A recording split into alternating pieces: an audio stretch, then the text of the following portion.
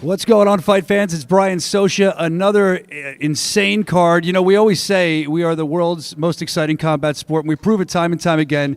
BKFC 52, no different. Here in Columbia, South Carolina, the crowd was insane. Some amazing fights. We have a new world champion. We'll talk about that in just a little bit. And it's just a great night of fights. And without further ado, I don't even want to talk long. I want to get the people up here. I want to get David Feldman, the president, the founder of Bare Knuckle Fighting Championship, to maybe give out some fight awards and just say what he thought about it. Because, wow, what a great night of fights. I mean, I really enjoyed it, Dave. I know you did too. Good to see you as always. What's up, guys? Thank you. Hope you guys enjoyed tonight. I thought it was a sensational night of fights. I thought you guys really delivered. I asked you guys to deliver. You delivered. There's going to be a lot of awards going out, a lot of bonuses going out tonight. We're not going to announce all the bonuses now. I'm going to announce the KO of the night goes to Brandon Bouchard, KO of Josh Mahar. And performance of the night right now goes to Keith Richardson. Fight of the night goes to Tony Soto and Kevin Kroom. And there's some other bonuses that are going to be given out. Like I said, I asked you guys to fight your asses off. You fought your asses off. You're going to get paid some money tonight, and I appreciate it. We had an attendance of just under 3,500 here tonight. Not bad considering, you know, we promoted to a college here that was on fall break, and we didn't even know it was on fall break this week, but we still had a good crowd turnout. Fighters fought great. Very, very happy about it. A lot of compliments to you guys from the fans online. So congratulations to you guys, and congratulations to the new 135-pound champ, Keith Richardson, man. You guys got any questions for me? Just raise your hand. I'll come over to you. Okay. Here we go. With Tony Soto's recent win, how close does this put him for a title? He's 6-0. You know, great record. I think his time is coming very, very soon. You know, Luis Palomino has a fight coming up in February, which we're going to announce pretty soon. And after that, you know, I think he's a very, very formidable challenger. Hi, Mr. Feldman, Miss Nikki Frightheads MMA. How are you? How are you? Are you surprised at the ending of this fight with Mr. Richardson and Reggie? Sorry. Are you surprised by the ending of the fight between Richardson and Reggie Barnett Jr.? I mean, look, you know, Reggie is a warrior. He's been with me since the first fight. I mean, you know, he's part of BKFC. He came to fight his ass off. He's fought his ass off in every fight that he's ever fought for us, and he got caught. I mean, Keith Richardson, it was his time tonight. He caught him with some good shots, and, you know, it was just a little too much for Reggie. He couldn't see, he said. And if you can't see in this sport, you certainly can't be out there fighting. And he didn't want to continue, and we understand. But like I said, take my hat off to the guy. He's fought everybody, anytime. Didn't ask who, didn't ask how much. He just said, what's the date? And he showed up and fought. And BKFC really appreciates him. You know, we really do, and he's going to go down in history as, you know, one of the longest reigning champions that we've ever had. But like I said, tonight was Keith Richardson's night. All right, Dave, we have another red over here.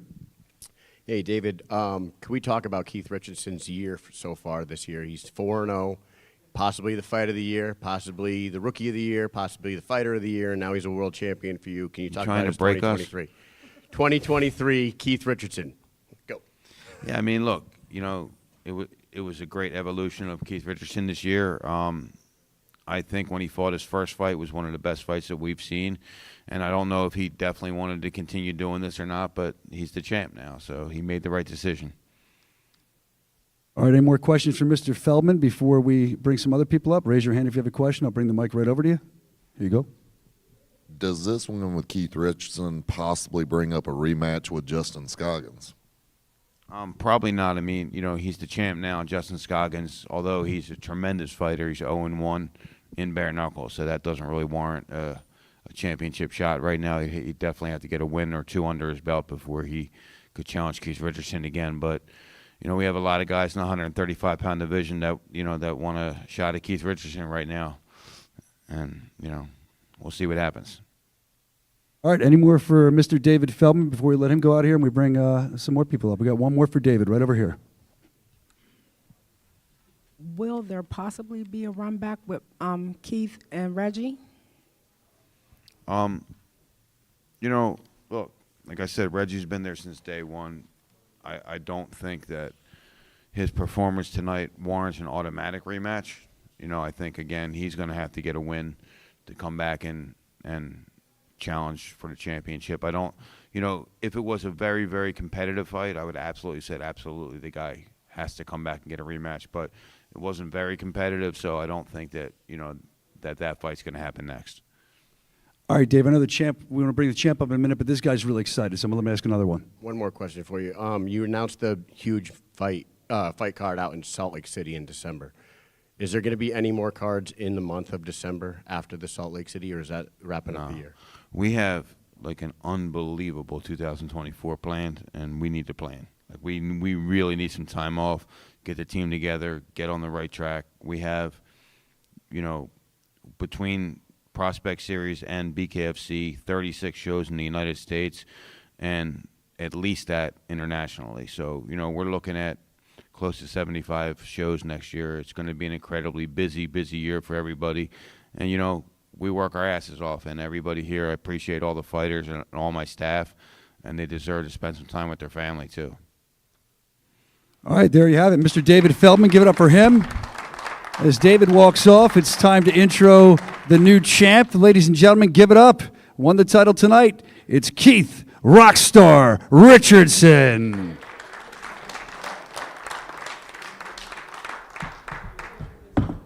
Now, Keith, before we get to questions, once you get, you know, put your title belt up, that's got to feel good to do.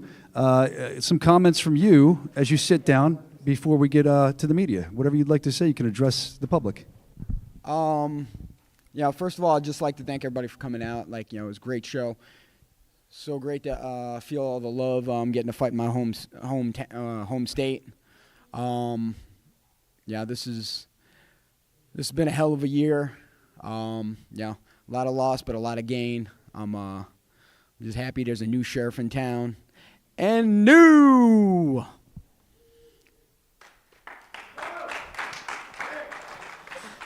All right, Keith, first question is going to be right over here, my friend. So, Keith, you're a coach. Obviously, you've had a lot of people in BKFC. You were always on the precipice of getting to the next level, although your students have. This seems to be like your moment. How does this feel for you? Feels amazing. Like, yeah, like, you know, I've had a lot of like almost in my career.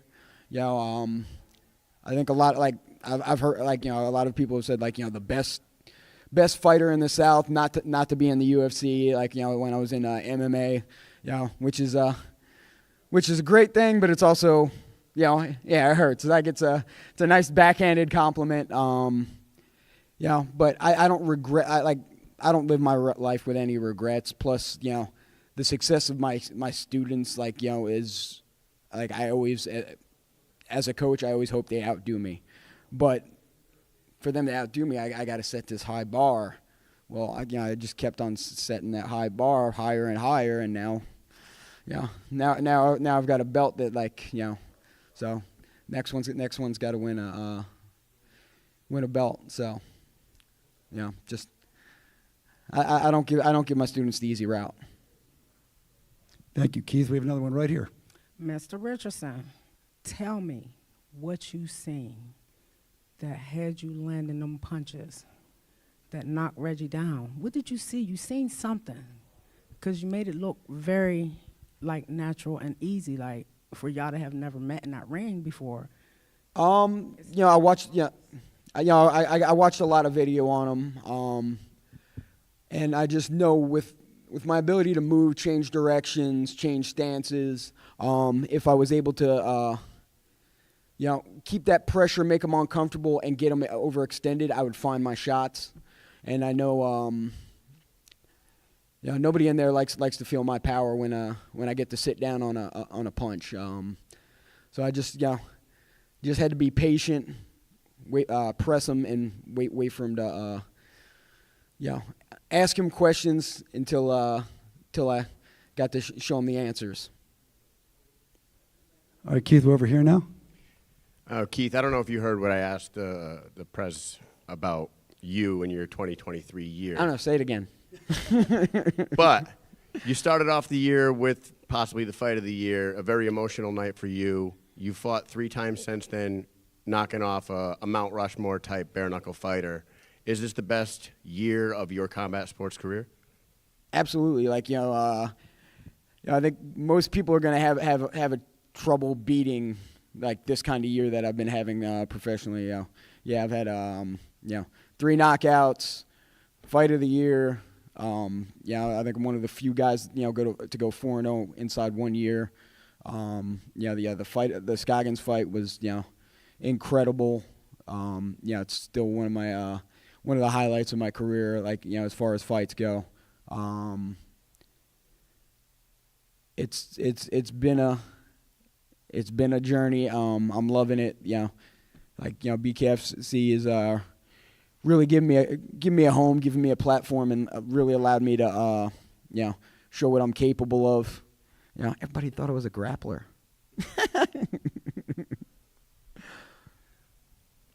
This is Coach D with Fight Camp Media. Keith, you did it. Congrats. You've always been a dog. But my question is, did you have to transform yourself from an MMA fighter into clearly a stand-up fighter, or this is business as usual? There's always some hell, I can't kick anybody. I can't throw them down on the ground and beat the shit out of them. When you limit the weapons that you have, everything's got to be so much sharper. Everything's got to be so much more perfect. It allowed me to really just with MMA, I'm working so much, getting to fine tune one aspect of my game where if anybody that knows me that knows that I'm one of the hardest workers. If you limit what I've actually got to work on and I get to focus on one thing, it's going to be sharp.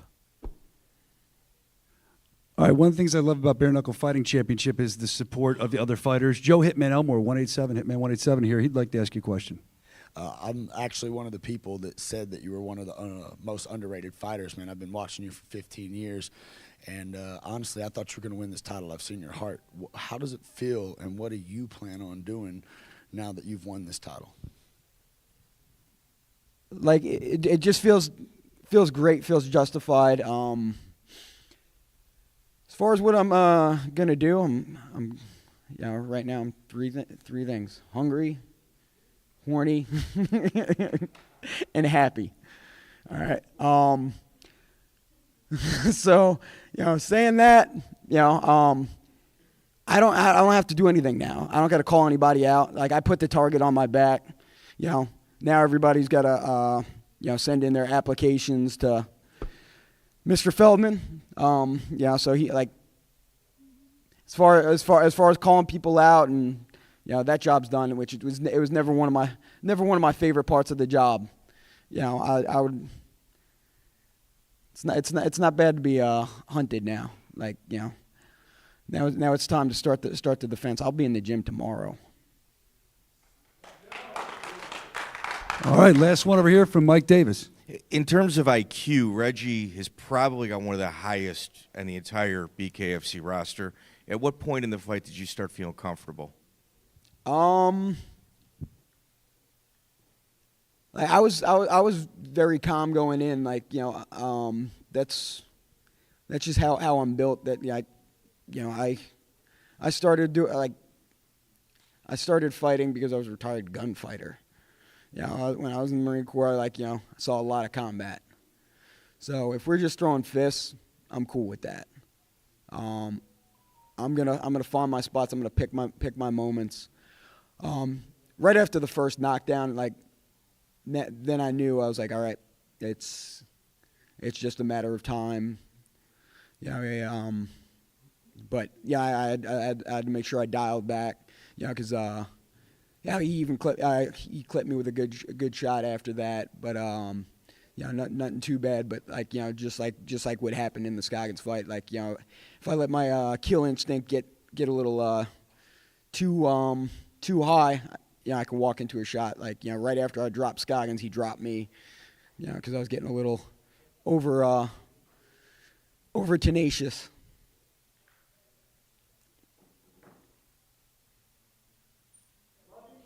All right, ladies and gentlemen, you give it too, up for buddy. the new Mr. champion of the Soto. world, Keith the Rockstar Richardson. Thank you for your time, Keith. You next, buddy. And as the champ makes his exit, we're going to get ready for our next fighter to come up. Ladies and gentlemen, please welcome Brandon Bouchal. Big knockout tonight for Brandon Bouchal. Congratulations. I know you're a favorite of Bare Knuckle Fighting Championship fans, and you're definitely, I'm back here, definitely a favorite. You're in South Carolina, too. Any comments before we get started? Yeah, man, pretty cool to be on the same podium as Keith Richardson, man. I've been a big fan of his. We were in the same regional MMA circuit for a long time, and I'm glad he got his gold. And, I'm happy to be a part of all this in BKFC, so thanks for having me. All right, we can open the floor for questions. Put your hand up. I'll come right over to you if you have a question for the knockout night winner, Brandon Bouchal.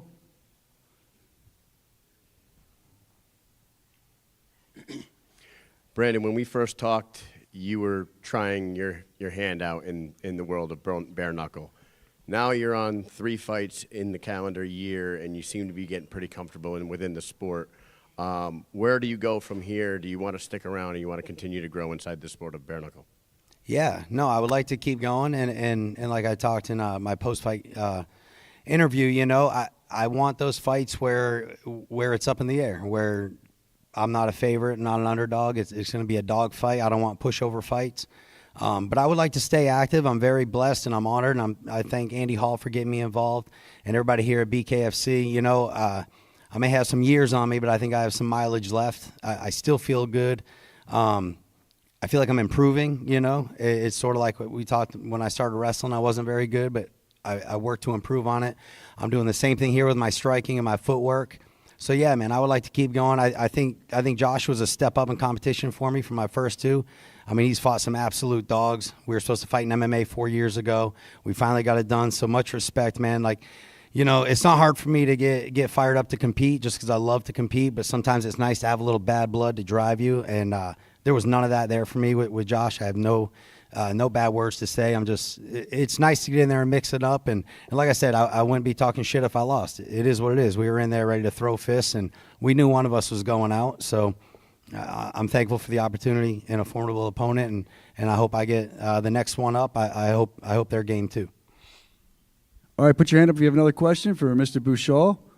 I have a question. I ask this all the time. You got the knockout night bonus, some more cha-ching, some more change in your pocket, right? What are you going to do with the bonus, man? I'll spend it on my kids traveling for wrestling because I got to repony up that account. But yeah, man, like I said, the bonus is great. Man, the support is what means everything to me. A little extra coin is always good, but it'll be reinvested into to training, our Carolina Reapers Wrestling Club, and we'll keep paying it forward and trying to hand it off to the next, man. Like I said, I'm just happy to be, and I'm blessed to be here. That's a wonderful thing you're doing. One more, last one. A lot of people watching out there in TV land, they're not professional fighters. They just enjoy watching it. What does that feel like? You got knockout the night, you just, boom, you knock them out. What are you feeling at that time when that happens? Explain that to us. Man, I'm a wrestler, right? So here I am. They offer me this. I'm like, okay, so we take away all the shit I'm good at, and I got to learn to strike. So, yeah, it's pretty good. I know Josh was throwing hard, and in between rounds, I was like, I think I'm going to catch him with a hook or an overhand right. And he wobbled me a little bit right before that, and when I hit him clean, I felt it real good. And, it felt real good for a wrestler to land one. Lord knows I've missed plenty of those in my career, so it was nice to land one. Well, you hit it when it counted tonight. Ladies and gentlemen, the winner of the Knockout of the Night bonus, give it up for Brandon Bouchal. Thank you, guys. Appreciate it. Thank you. And next up to the podium, I'd like to bring up, he was the winner of the co-main event tonight. He calls himself the King of the Carolinas, a nickname that he continues to earn. He's trying to be the King of Bare Knuckle. Ladies and gentlemen, let's bring him up. Great fight tonight out of Tony Loco Soto. May I add, still undefeated. Look at Tony's not going to take the stairs. He's going right up after that fight. Look at that. Once again, give it up for Tony Loco Soto, the King of the Carolinas. Wow, Tony. that was a fucking fight, dude. I looked like Martin when he fought Roy Jones Jr., man. It was awesome. What's going on, everyone? Just give us your thoughts on the fight really quick before we get to questions.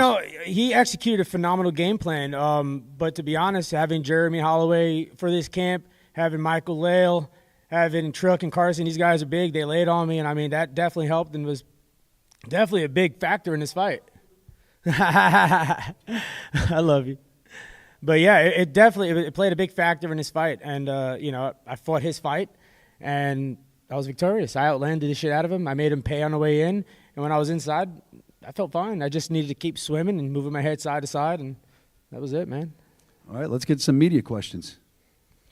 Tony, this was a nasty fight. Kevin Croom never stopped coming forward the entire fight. Did it surprise you that his pace never slowed up in all 5 rounds? He was going full bore from bell to bell, and you were catching him on the way in, but he never slowed down. I wouldn't say he didn't slow down. I think what he did was when I initiated some offense, he kind of crowded it, and which was phenomenal, honestly. He stopped my footwork. I think I have phenomenal footwork, and he just crowded it, ducked his head in, and just kind of pinned me against the ropes. I really don't think he had much gas in him. A couple times I hit him in the body, and I heard him make a noise, but then he was really, really strong in that clinch position, so he was just wearing his weight on me, which I was just like, okay, all right, well, ref, you gonna break it up? And that was pretty much it. But he was just landing some dirty shots. But then once I started feeling like he was like the gas was going down is when I started letting some good shots out and just meeting him on the way in. And once I seen his eye was red, I was fucking aiming for the bullseye. So do you think in most fights they would break the clinch faster in the fight that you were just in? Not necessarily. I could say some of the clinch breakups were a little premature. I think he could have worked a little more in the clinch. I'm a very honest person. I think there's some things that I learned in that fight, just like my prior fight to that, and I'm going to go back to the drawing board, and I'm going to execute, and I'm going to come even better than I did last time. You had a former European champion in Tyler Goodjohn. You had a UFC vet in Kevin Crooms. 2 completely different styles. How was the adjustment in between 2 of those fights? To be honest, I knew what I was getting into with both fights. I can honestly say, people say, oh, yeah, I fought a couple debuts. And I think fighting debuts with no footage is some of the most dangerous things that you could ever do. So these guys that I'm fighting right now, there's footage on them. You know, there's tons of documents to download and have mental downloads so I can prepare for it. And then, I surround myself around phenomenal animals that I train with, you sons of bitches over there. And, we just come up with a game plan. Bone Breaker was definitely a big part of this camp. And I think styles make fights, and this style and my style were just fucking amazing together. Hey. Tony, the boss was asked about you earlier, about a title shot next. Bobby Taylor was in the house today. He wants to fight you. There's other guys in the 155-pound division that want to fight you, but is it the title next? Is that what you want? I said it once. I'd said it twice. And I'm going to say it again. If it's meant to be, it's meant to be. I'm here to put on shows. I'm having a fucking blast doing it. Whether I fight for a title or not, I'm going to fucking claim I am the uncrowned fucking champion. I am 6-0, and there's people fighting with less wins than I have and getting titles, and I'm 6-0. 6-0 from tryouts. And I get in that motherfucking ring, and I fight with my heart. And I fight not to fucking fight. I fight to win. And that's the difference between me and a lot of these motherfuckers. I'm coming here to win. Hey, take it easy. But yeah, honestly, I appreciate everybody. I appreciate the fans, the foes, the family, everybody, because all that energy is harnessed into that beautiful fucking squared circle, and I use all of it. And I'm telling you, it's a beautiful blossom that I'm just producing, and I love it, man. I fucking love it. I absolutely love it. That stud muffin right there. Between glove boxing and bare knuckle, you're 8-0. I think you can count on one hand how many rounds you've lost. What is your mindset going into these fights? You really want to know? I said it actually on the radio station I was on the other day. What goes through my head is, don't be a bitch. Don't be a bitch. He gets cracked, boom. Don't be a bitch. You better fight back, bro. You're in the Tony! Babe, I got this. And I just keep going. Because my wife knows, if I fucking lose, I got to answer to her. So let's be real. But yeah, I literally, my head, bro, I'm just telling myself, don't be a bitch, bro. And that's always going to stay in my head because I ain't no bitch. I'm one of the biggest dogs in this fucking game. Oof.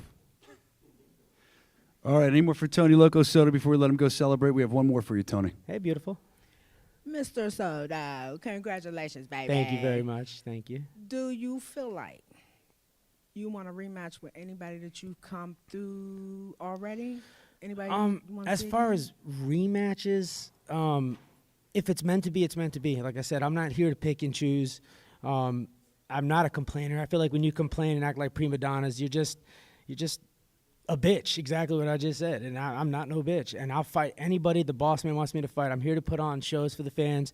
I'm here not to leave memories, but to leave a legacy. And I think me going to the Alabama tryouts and just doing what I've done, fighting 3 times this year, having 2 Fight of the motherfucking Nights, I mean, I think I'm laying down a foundation for the next bare knuckle fighters.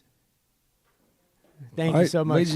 Ladies and gentlemen, give it up. And let's see. But if I could say one thing once again, and I'll say one thing, and I said it before last time, if you have a dream, follow it. Because no is just a bump in the road. Never believe no. Never be a statistic, and you can break the cycle. Choose your own destiny. Give it up for Tony Loco Soto, proving why he's the king of the Carolinas. Congratulations, Tony. All right, ladies and gentlemen, I think that wraps up the press conference for BKFC 52. Have more great events coming, including at the Olympia Expo. That's coming up Friday, November 3rd for BKFC 53. Have a world title on the line there. If you want to see more about it, bkfc.com. Until then, we'll see you next time live from Columbia, South Carolina.